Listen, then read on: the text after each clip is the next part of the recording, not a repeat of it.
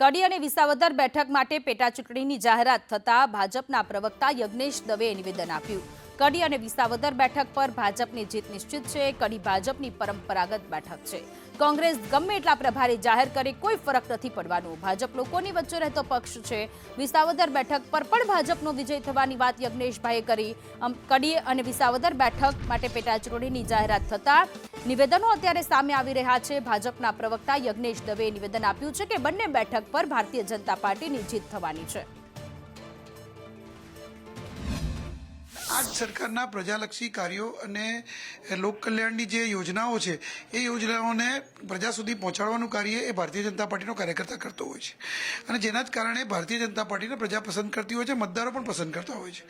અને આ ભારતીય જનતા પાર્ટીના ક્યારે પણ બીજા પક્ષની જેમ ચૂંટણી આવે એટલે તૈયારી કરવાની, ચૂંટણી આવે એટલે દોડવાનું એવું નથી હોતું, પરંતુ ભારતીય જનતા પાર્ટીનો કાર્યકર્તા એ સતત પ્રજાની વચ્ચે રહેતો કાર્યકર્તા છે અને એના જ કારણે ભારતીય જનતા પાર્ટીને સંપૂર્ણ વિશ્વાસ છે, પક્ષને સંપૂર્ણ વિશ્વાસ છે કે મતદારો બંને વિધાનસભાની અંદર પેટા ચૂંટણીમાં ભારતીય જનતા પાર્ટીના ઉમેદવારને જંગી બહુમતીથી વિજયી બનાવશે।